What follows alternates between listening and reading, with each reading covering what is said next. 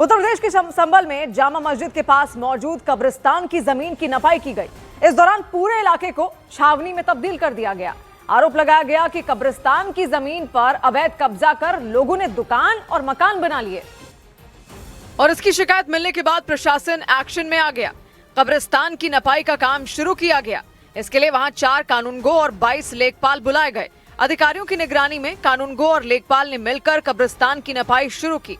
इस दौरान पूरे इलाके को छावनी में बदल दिया गया। इलाके में आरएएफ और पुलिस के करीब 500 जवान तैनात कर दिए गए। यहाँ पर कई जगह पर ऐसी लोकेशन है जहाँ पर अतिक्रमण है और उसको लेकर संभल की जामा मस्जिद के नजदीक भारी पुलिस बल की तैनाती आपको दिखाई देगी। कब्रिस्तान के आसपास के पूरे इलाके को सील कर दिया गया। बांस की मदद से सड़कें बंद कर दी गई। यहाँ तक कि ड्रोन से पूरे इलाके पर नजर रखी गई, क्योंकि जिस कब्रिस्तान की पैमाइश की गई वो उसी जामा मस्जिद के पास मौजूद है, जिसके सर्वे को लेकर पिछले साल नवंबर महीने में हिंसा भड़क गई थी और हिंसा की उस आग में पूरा संभल झुलस गया था। हिंसा के दौरान बेकाबू भीड़ ने प्रशासन और पुलिस पर पथराव किया था। उसकी वजह से वहां के हालात बिगड़ गए थे। हिंसा के दौरान फायरिंग भी हुई थी और गोली लगने से 4 लोगों की मौत हो गई थी। हिंसा के बाद पुलिस ने करीब 80 उपद्रवियों को गिरफ्तार किया था। संभल की उसी जामा मस्जिद के पास एक कब्रिस्तान मौजूद है। आरोप लगाया गया कि कब्रिस्तान की जमीन पर लोगों ने गलत तरीके से दुकान और मकान खड़े कर लिए। ये कब्रिस्तान की लैंड है जिस पर यह शिकायत की गई कि इस पर दुकान और मकान बनाकर कब्जा कर लिया गया है। आज उसी का क्लेरिफिकेशन हो रहा है कि क्या कब्रिस्तान की जमीन पर दुकान और मकान का कब्जा है या नहीं। जानकारी के मुताबिक श्री कल्की सेना नाम के संगठन के राष्ट्रीय संयोजक और वकील सुभाष त्यागी ने 12 दिसंबर को डीएम से इसकी शिकायत की थी और आरोप लगाया था कि कब्रिस्तान की जमीन पर कई लोगों ने अवैध तरीके से दुकान और मकान बना लिए। शिकायत में इस बात का भी दावा किया गया था कि 1980 के दशक में कब्रिस्तान की जमीन खाली थी, लेकिन पिछले 20 से 25 सालों में कब्रिस्तान की जमीन पर अवैध तरीके से कब्जा कर लिया गया और वहां मकान और दुकानें खड़ी कर दी गईं। शिकायत आई थी कि कब्रिस्तान पर विभिन्न लोगों ने दुकानें और मकान बनाकर कब्जा कर लिया है। शिकायत में ये भी आरोप लगाया गया कि संभल में हुई हिंसा के दौरान कब्रिस्तान की जमीन पर बने मकानों से पुलिस पर पत्थर तक फेंके गए थे। 1 साल पहले यहाँ पर जिस तरह से हिंसा हुई थी, हिंसा के दौरान कुछ लोगों ने दुकानों और घरों के ऊपर से पथराव किया था। उसी शिकायत पर एक्शन लेते हुए प्रशासन ने करीब 8 बीघे में फैले कब्रिस्तान की जमीन की नपाई शुरू करवाई, ताकि कब्रिस्तान की जमीन पर बने अवैध निर्माण का पता लगाया जा सके। मामले की संवेदनशीलता को देखते हुए प्रशासन ने कब्रिस्तान की नपाई करने से पहले पूरी एहतियात बरती और पूरी तैयारी होने के बाद प्रशासन की टीम ने कब्रिस्तान की पैमाइश और अवैध मकानों और दुकानों की पहचान करने का काम शुरू किया। अधिकारियों की मौजूदगी में प्रशासन के लोग जामा मस्जिद के पास मौजूद कब्रिस्तान के पास बने मकानों की जानकारियां जुटाने में जुट गए। पैमाइश यहाँ पर शुरू कर दी गई है। आप देखेंगे न्यूज़ 18 इंडिया के कैमरे पर यहाँ पर जो अधिकारी यहाँ पर पहुँचे हैं स्थानीय प्रशासन से, वो अब पैमाइश यानी उन घरों के दस्तावेज और उनकी जानकारियां यहाँ पर जुटा रहे हैं। इस तरह आसपास मौजूद कई दूसरे मकानों में भी जाकर कानूनगो और लेखपाल ने जानकारियां जुटाई। मकानों में रहने वाले लोगों से बातचीत की गई। मकानों के अलावा दुकानों के भी दस्तावेज खंगाले गए और ये पता लगाने की कोशिश की गई कि कब्रिस्तान के ठीक बगल में मौजूद मकान कितने साल पुराने हैं। हालांकि मकानों में रहने वाले लोगों ने दावा किया कि उनके मकान कब्रिस्तान की जमीन पर नहीं बने हैं और इसीलिए प्रशासन के अधिकारियों ने कब्रिस्तान की जमीन की पैमाइश करने में कोई हड़बड़ी नहीं दिखाई। दस्तावेज खंगालने और हर छोटी बड़ी जानकारी जुटाने के बाद कानूनगो और लेखपाल ने मकानों की नपाई भी की।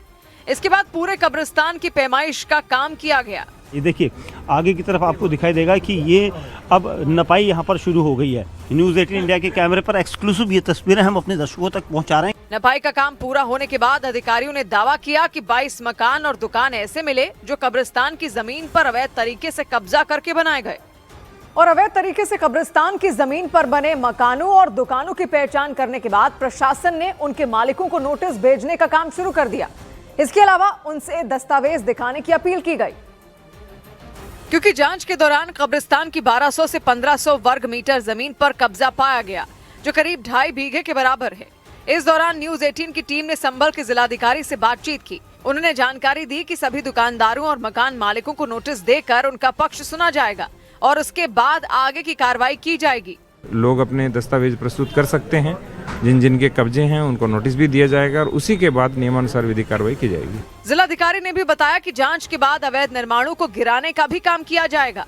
यदि अतिक्रमण में आते हैं तो ध्वस्त कराया जाएगा, और यदि वो अपना पक्ष प्रस्तुत करने में सफल रहते हैं तो फिर एज इट इज रहेंगे। प्रशासन की इस कार्रवाई के बाद कब्रिस्तान के आसपास रहने वाले लोगों में हड़कंप मच गया और पैमाइश के दौरान जिन लोगों के मकान और दुकान कब्रिस्तान की जमीन पर मिले, उनमें रहने वाले लोगों ने दावा किया कि उनके मकान अवैध तरीके से नहीं बनाए गए, बल्कि उनके मकान वैध हैं। लोगों ने दावा किया कि उनके पास मकान के दस्तावेज भी मौजूद हैं, जो ये बताते हैं कि उनके मकान कब्रिस्तान की जमीन पर अवैध तरीके से कब्जा करके नहीं बनाए गए। हमारे पास बैनामा है, हम बैनामे से मालिक हैं। ऐसा नहीं है जिसका नहीं है उसका कहना बैनामे देखा जाए कि किस किस का कितना बैनामा है और किसका क्या है। इसी तरह एक दूसरे व्यक्ति ने भी दावा किया कि उनके पास मकान के पेपर हैं और उनका मकान कब्रिस्तान की जमीन पर नहीं है। और वो पेपर मांगेंगे, हम दिखाएंगे उन्हें पेपर। अच्छा जी, किस तरह के पेपर आप होने का दावा कर रहे हैं? बैनामे बैनामे हैं जी। कब्रिस्तान की जमीन की पैमाइश के बाद प्रशासन ने इन लोगों को नोटिस जारी करने शुरू कर दिए, जिनके मकान और दुकान अवैध पाए गए। उधर यूपी के बहराइच में बाघ के हमले से दहशत मच गई। उत्तर प्रदेश के बहराइच में एक बाघ ने एक महिला पर खौफनाक हमला कर दिया। वो खेत में काम कर रही थी, तभी उस बाघ ने उन पर हमला बोल दिया। वहाँ कई लोगों के शोर मचाने पर वो बाघ जंगल की तरफ भागा और इसके बाद घायल महिला को अस्पताल में भर्ती कराया गया। सूत्रों से मिली जानकारी के मुताबिक लखनऊ में मौजूद लुलु मॉल का अकाउंट इनकम टैक्स विभाग ने सीज कर दिया। खबर है कि लुलु मॉल को 27 करोड़ रुपए का टैक्स जमा करना था और टैक्स जमा नहीं करने पर इनकम टैक्स विभाग ने कार्रवाई की।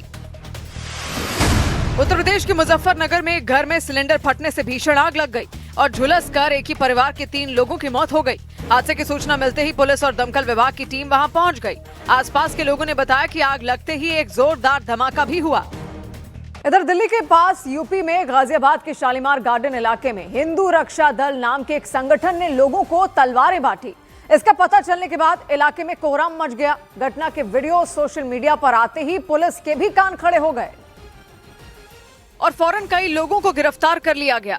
हिंदू रक्षा दल नाम के संगठन ने अपने दफ्तर के बाहर ही एक मेज पर तलवारें सजा दी, बिल्कुल ऐसे जैसे कोई खाने का पंडाल सजा हो। लंबी लंबी चमचमाती हुई म्यान में रखी तलवारें मेज पर करीने से सजाई गईं। कुछ खुली तलवारें भी रखी गईं।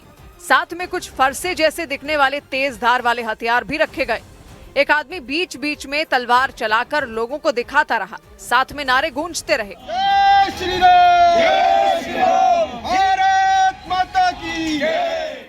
सड़क से गुजर रहे कुछ लोगों को तलवारें बांटी भी गईं और यहाँ तक कि घर घर जाकर लोगों को ये तलवारें बांटी गई। लोगों से कहा गया कि अपनी सुरक्षा करने के लिए वो इन हथियारों का इस्तेमाल करें और इसे हिंदू समुदाय के लोगों को जागरूक करने का अभियान बताया गया। हम घर घर अब ये तलवार वितरण करने जा रहे हैं अपने हिंदू सनातनियों को, सबको उनको देंगे। लगातार नारेबाजी भी होती रही।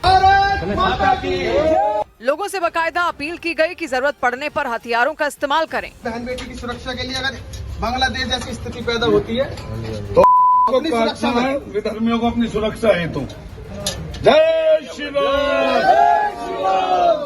गाजियाबाद के शालीमार गार्डन में हुए इस तलवार वितरण का कनेक्शन बांग्लादेश में हो रही हिंसा से भी जोड़ दिया गया और हिंदू रक्षा दल ने दावा किया कि दीपू चंद्र दास की हत्या के वीडियो के बाद हिंदू समुदाय के लोगों में डर है और उसी डर को खत्म करने के लिए हथियार बांटे गए ताकि लोग हथियार हाथ में लेकर ताकत का एहसास कर पाएं। हिंदू जो है अभी इन दिनों बहुत ज्यादा डरा हुआ, वो ऐसी वीडियो देख के इतना डर रहा है, पर उन्हें डरने की आवश्यकता नहीं कि हिंदू रक्षा दल जैसा संगठन भी आपके बीच में है। इतना ही नहीं, हथियार बांटने वालों ने आगे का प्लान भी बता दिया।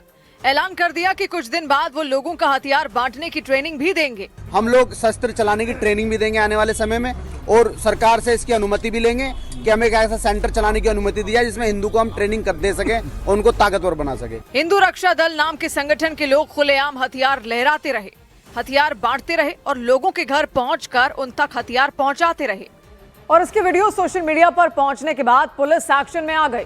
वीडियो के आधार पर पुलिस ने लोगों की पहचान करनी शुरू कर दी और 16 लोगों की पहचान कर उनके खिलाफ मुकदमा दर्ज कर लिया गया। इसके अलावा करीब 25 अज्ञात लोगों को भी पुलिस ने आरोपी बनाया। यही नहीं, हथियार बांटने वाले 10 लोगों को गिरफ्तार भी कर लिया गया। सोशल मीडिया प्लेटफॉर्म के माध्यम से थाना शालीमार गार्डन को सूचना प्राप्त हुई कि हिंदू रक्षा दल के राष्ट्रीय अध्यक्ष पिंकी चौधरी द्वारा तलवार वितरण किया जा रहा है। पुलिस के मुताबिक हथियारों का वितरण, हथियारों का सार्वजनिक तौर पर प्रदर्शन और नुमाइश गैर कानूनी है, इसीलिए गंभीर धाराओं में आरोपियों पर मुकदमे दर्ज किए गए। हालांकि तलवार बांटने वालों ने दावा किया कि उन्होंने सैकड़ों घरों में तलवार बांटी।